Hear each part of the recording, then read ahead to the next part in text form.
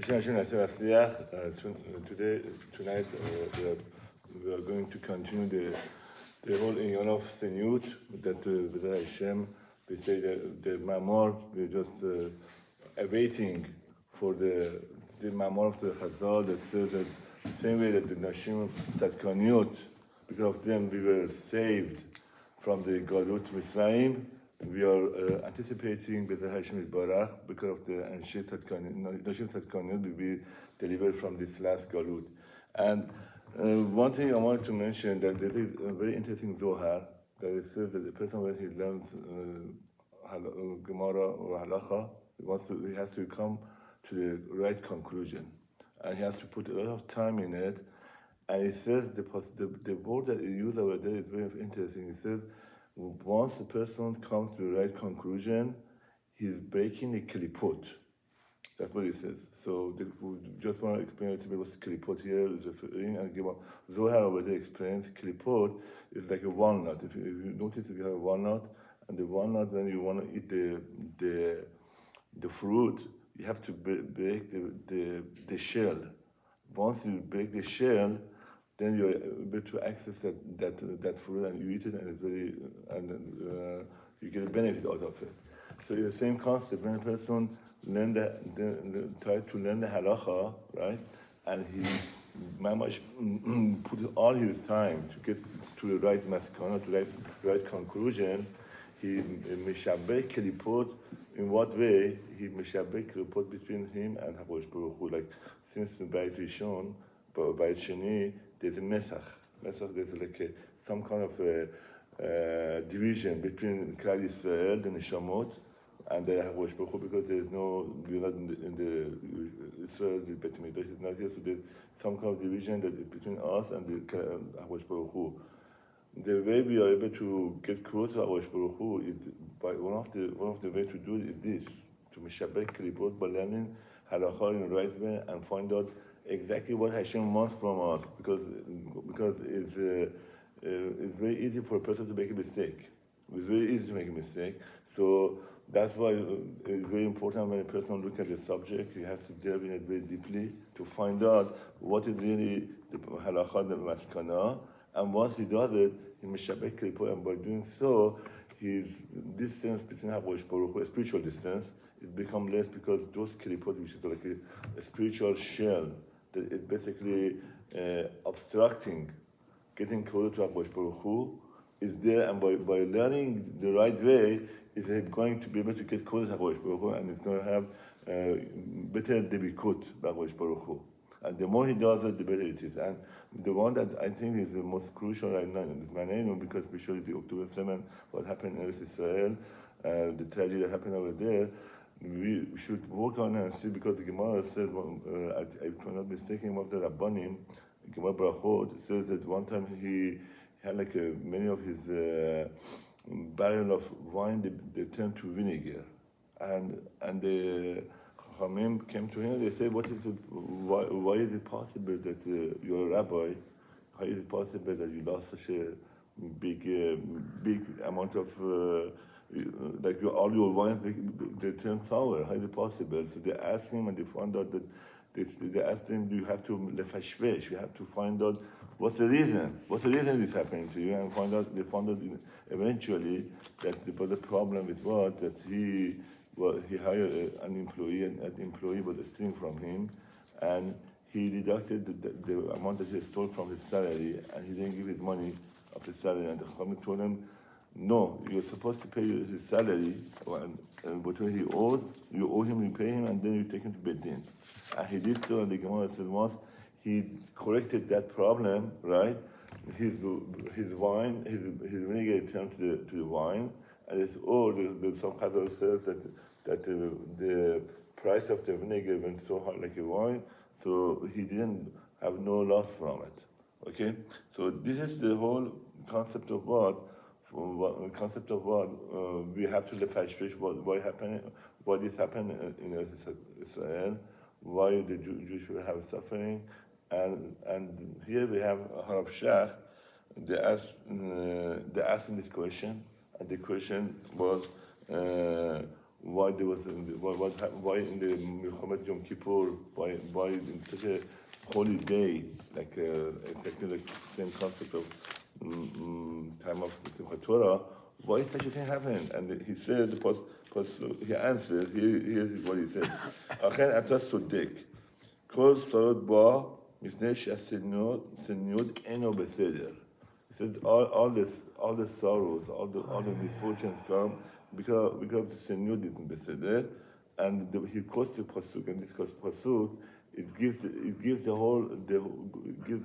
reveal the reason of all these things. So as I said, a person has to lefashish myself, and here it is. It says what?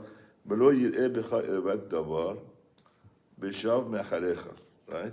So he said nobody should see any kind of ervat davar. That means immodesty in women, right?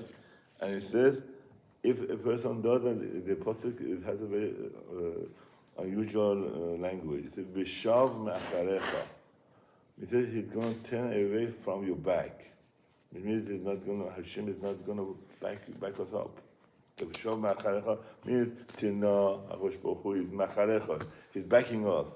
But he says B'shav me'acharecha means what? He's turning away from our back. That he's not going to back us up, and that's why the tragedy happened there and then other things. So Hashem is giving us Neser. So the thing we want to focus right now. So this is the reason. So now we go. Everybody says it's very important for a person to learn from the history of the Avot and find out what is the problem. And there's a Sefer Yeshaya. If anybody wants, you can look it up. Yeshaya Gimel Pasuk Tet Vav Tet Zayin, and over there it says this is a pasuk. It says, "Vaymer Hashem ya'an ki gavu benot Sion b'terachnu netuyot garon b'skarot einayim halok v'tafof v'terachnu reglein takasna," which means HaKadosh Baruch Hu says he's very upset that the benot Israel, right? They're going out with the stretched neck, and they have a mascara on their eyes, right? And they're walking in a way that they have become noticeable to the people, to men. And because of that, Hashem, if you look at the following verses, it says Hashem causes a lot of sorrow for those women. Unfortunately, badly not. I mean, I don't want to say the whole thing, but the only thing I want to focus, if you look at the Rashi, right, over here, it tells you black and white. Okay, Tet Zayin. If you look at Tet Zayin, it says, "And Hanashim Hashem Mashlu Ba'ami." All the women that they were dominating my nation, right? Yan pe'od nuchriyot, because they were wearing wigs. This says in Mefurash here. He says because they were wearing wigs, and with these wigs they were basically mashlu, they were dominant on the nation. And then they basically goes on and says one of the things the way they were doing this married women, right? They were wearing wigs. So it isn't this concept of wearing wigs that causing problem is not something that has happened just in the last couple of centuries, but it was there also in Melishon. The Yeshaya says. I mean, we are not saying it's a Rashi. We know that Rashi HaKodesh, they said before he attempted to write the explanation, commentaries on the Torah, he fasted 365 days in order to, and whatever he came from him, it was from the Ruach HaKodesh. And here he's saying that these women, they had this issue, and because of that bad issue was destroyed. And so here we see. So we see Paul Nochir was the issue. Somebody tried to say, no, we want our wives to be pleasant, that's fine, but let them be present at home. Outside, they shouldn't attract other people's attention because eventually it's going to be problematic for them. Because unfortunately, if a man looks at them and they think they're seeing a woman, right? Or even if they don't, and they look at them, they cause a lot of problem because Hakadosh Baruch Hu doesn't want a woman be a married woman be attracted by any men, because he wants the whole concept is a woman should be like a Yona. What's a Yona? Yona, we are resembled by the Yona, a dove. A dove is always attached to his female mate, never goes away. Same thing with female doesn't go away, and they're always together, and they're basically, we call them lovebirds. They are always together. There should be the same concept with the Jewish nation, and that's what we are considered. We are compared to the dove. So that's what we have to be worried about. And here we see that basically the concept of pornography is a very, very critical problem, and we know it's not just one Rav says that it's a isur. There are many poskim Gedolei Hador that we can enumerate that Harv Adi Yosef said his sons, Mividel Chaim, Harv Rishon LeZion, Harv Yosef. We have Gedolei Ashkenazim that they are against it. And the person can say, we have a minhag. Since we have a minhag, we have to go to this. It's a mistake that has happened, right? And it happens. Like they say, minhag, if it's minhag ta'ut, if somebody has a minhag that is a mistaken, the wording of the letters in minhag is same as Gehenom. Right, minhag. If it's ta'ud, so a person shouldn't say because my mother or grandmother are doing this, we just want to follow it. A person has to work to find the real truth, and that's what we're trying to do with this in this shiur. That we have to, as the Chazal says and the Zohar says, that if we find it, come up with the right maskana, right, we are able to make mishabeh kelipot. So here we see here black and white from the Yeshaya and Navi that that was one of the problem. We talked about this concept before again. Just chazer, because sometimes it's very good to review something that we learn, because this way person realize, okay, it's a good reminder. It's very important to Chazal. They say Chazal say when somebody learns something first time, it's like what he's planting seeds in the field, and the job is not done. Once you do a Chazara, you review it one more time. Is that Chazara really helps a lot? But why? Because once you review it, it's like a harvest time. You're harvesting. Until then, you just planted it, now you're harvesting. So the same thing with Chazara. So we just want to do a really quick Chazara that the women in the time of Misraim, right, the way they were able to save the Klal Yisrael was they were trying to make sure they don't look attractive towards other men. To the extent that when they were going on to do shopping or whatever, they would put some clothes on their face.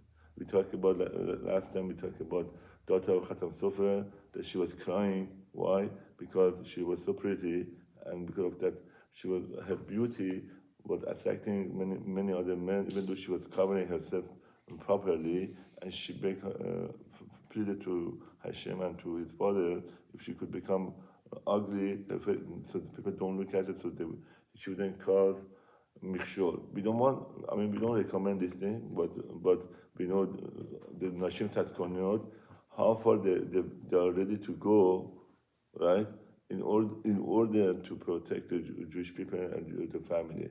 And as we said again, the siniyut of the family is not just for women. It also protects the husband, protects the children. We read the Zohar last time that the Zohar says that the person, if Allah helps his wife with covering her hair properly, right, they're gonna have a banim satkaniot, but banim chachamim gedolim and banot satkaniot. They're gonna have a very, very good offspring from them, and they're gonna have a bracha gashmiut and ruchaniut from this. So there are so many benefits from somebody keeping stanut. And as we said from last time from Zohar, it says that chas v'sholom, if a person doesn't do it, there are a lot of issues come out. And we are focusing right now on the concept of parnochri. Why parnochri is one of the things that right now, unfortunately, many people are not used to a fact that they are used to it, that they think there's nothing wrong with it, but there's a big problem with it. Now, there's one Gemara. I want to look at this Gemara also very quickly. It's a Gemara that is a Gemara Horayot. It's a fascinating Gemara because there are some people, they say, you know what? My rabbi says this, right? My rabbi says that I'm okay to wear panuchri. I'm good just with my rabbi. The rabbi says, Asel lecha Rav, right? And that's it. My Rav says that it's okay to wear panuchri. So this concept that they say Asel lecha Rav, first of all, this is when you get a Rav not for asking every single question, but Asel lecha Rav means, let's say you have a question, right? And you have like on one side, this Chazal, say, some of them are born from Gemara time, Rishonim, right? Or Gemara, there's a machloket between them, right? From this Rabbanim say, this is the way it's supposed to be, and this other Rabbanim say, this is the way it's supposed to be, right? And you just don't know, you're not sure which way to go. And both of them, they have a very solid foundation for Pesach Halacha, right? So here it says, Asel lecha Rav. Let's go to my rabbi and see what is the halacha. What should I do? Which way should I go? Should I follow this other Rav or should I this Rav? But this Yon of Panuchri, there are so many gedolim of the Torah, right? Gedolei Hador, they are saying with all in one voice that the major issue with this, and this basically this Panuchri is considered like a hair. There's no difference. There's no difference between Panuchri and hair. So now there is yesterday I was listening to Harav Sheitel.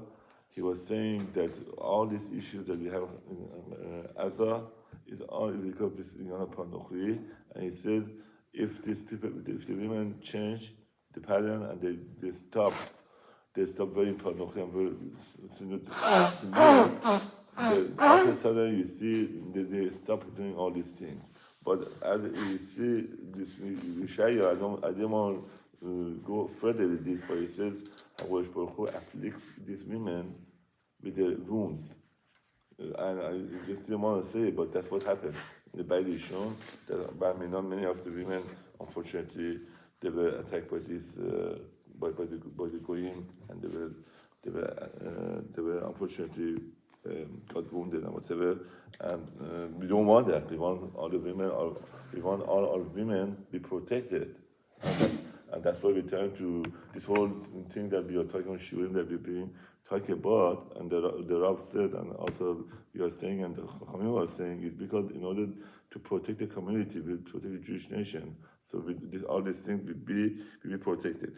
Now there's a very fascinating Mishnah, Rayot, that brings up this whole concept of do I go and listen to my rabbi if my rabbi is making a mistake? If I know that he's going to make a mistake, should I follow him? Should I use my own judgment? Shouldn't I do some research on my own to find out what is really, in this case, for example, Nochri, is this really this rabbi is telling me? Is this true? Shouldn't I look into it? So here is a fascinating Mishnah. It says, Horu Bedin. No, it says Bedin is Bedin HaGadol, right? The Talmud Sanhedrin, they made a major mistake, right? They come out and they give a wrong hora'ah, wrong conclusion to one halacha, right? Both are conclusion. Na'amar achad mikol mitzvot. So amurot b'Torah. So they made a mistake. Chachamim. We are talking about who we are talking about. We are not talking about somebody that just went to the Semicha and he and learn some halachot. We are talking about people in those days on that banim over there in the Sanhedrin, right? They say in order they would sit in the Sanhedrin, they had to know 70 different languages. They had to know a lot of chokhmot. They were extremely versed in many things, right? And here it says, even all these things, they could make a mistake. So here it says they gave a wrong judgment. They gave horu bedin le'avor echad mikol mitzvot ha'chomot b'Torah v'halach yachid v'asa shogeg al pihem, right?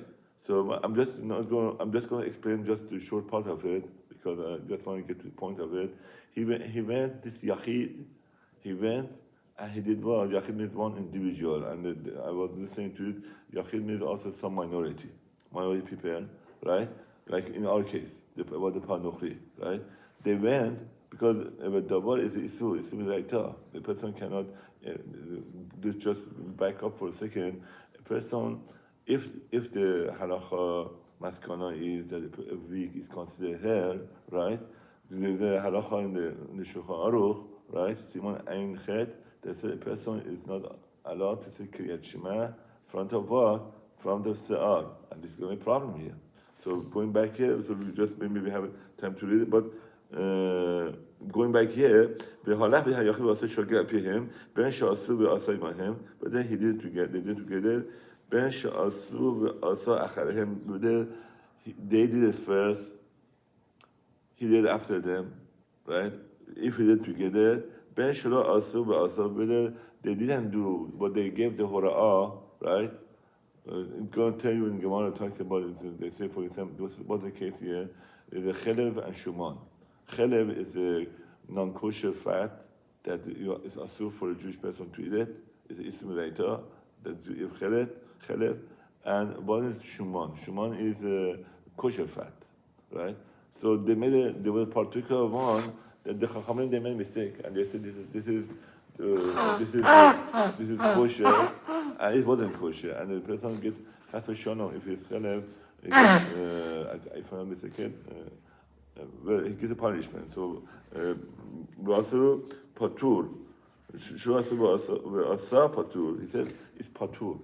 Patur for what? What somebody got a shogeg. Usually shogeg means what? Somebody doesn't know something, right? And he makes a mistake. When there's a mistake, the Rashi says he has to bring about a korban. What kind of korban? He says it's kind of kaspa, a female calf, female lamb. Okay, and what they did it. Since he did according to what they gave, even there was a mistake, he didn't have to bring in the korban, right? But so because he listened to Bedin, right? So because he didn't know, he doesn't have to bring in the korban, right? Now, but the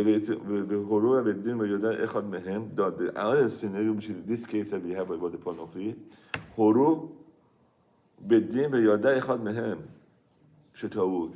The Sanhedrin, they made this, and they knew it, and they made a mistake, right? O tamid vehu b'tamud vehu ura'u lehora'ah. He's a tamid, and he's allowed to do hora'ah. V'halach v'asa at pihim, and he went and did according to them, right? Ben sha'asu v'asa imahem. Again, going back, if they did together, Ben sha'asu v'asa acharem, whether they did it first and he did afterward. Ben shelo asu v'asa has a chayav, right? Whether he did, whether they didn't do it and he did it according to the hora'ah, they are chayav. They are chayav what? They are chayav for what? To bring a korban. This individual is chayav to bring a korban. So the question is, why should he bring a korban if he listens to them, right? So the answer is because of the fact that he knew, and he shouldn't listen to them, right? he shouldn't have listened to them because he knew. And that means and then the question, I was listening to one Rav that explained this a little further. He said if he knew, right, he should be mezid. If you have a mezid, you don't be korban.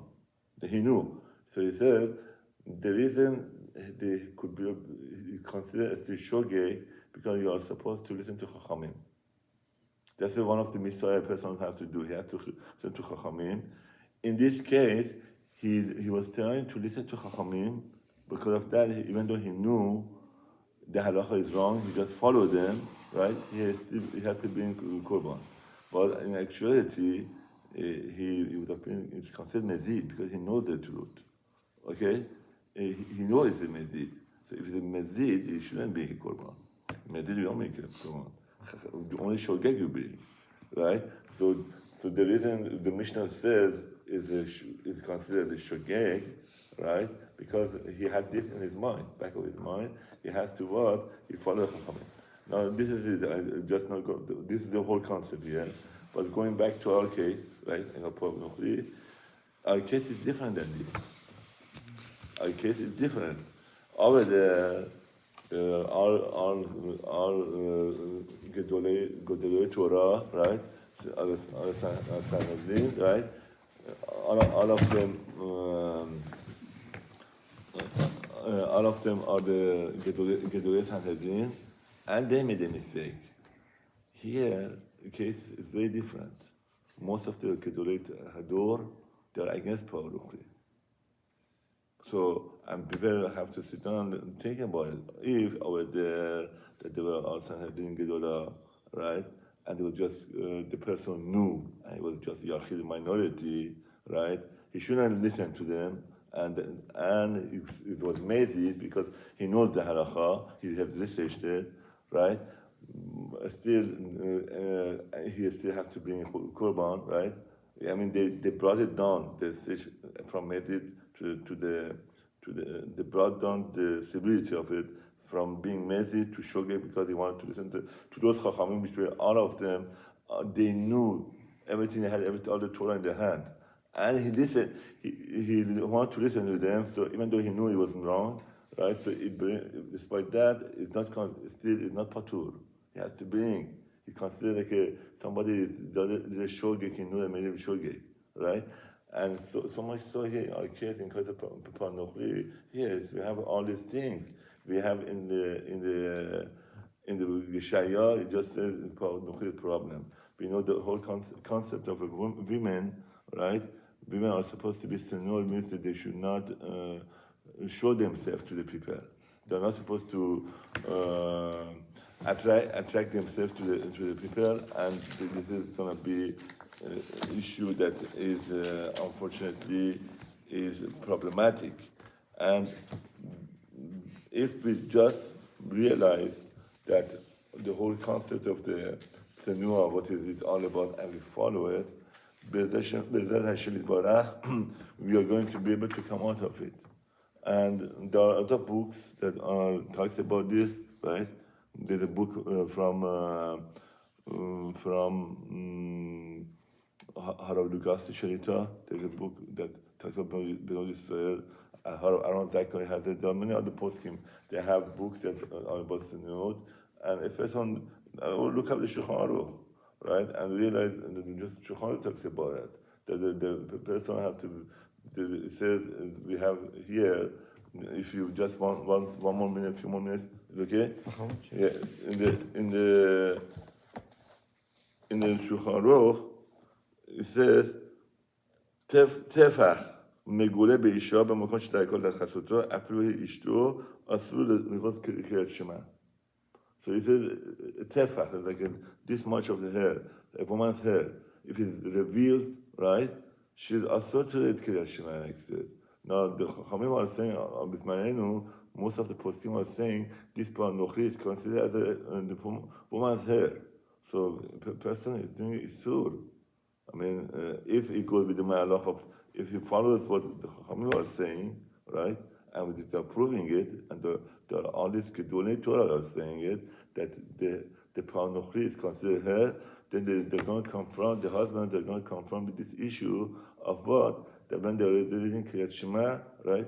And Kriyat Shema is what? They are doing it in front of who? In front of the wife that is having her hair uncovered, which is the popular concept on her. Then it says here, Asur tefach megula beisha b'makon shedayakol lechassato afilu beishto asur lichot kriyat shema nigdo.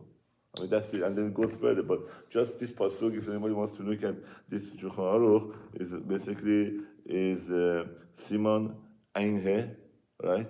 And there the first Seif Aleph, right? It talks about it. And so how the person wants to do it. So if somebody does a correction in front of his wife, right? I mean, I'm talking about the men. No, women, we talk about women. If they do this, it's not sinful. Now there's another ramification here. A man wants to daven in front of his own wife. His wife is there, he cannot. He wants to say become his own.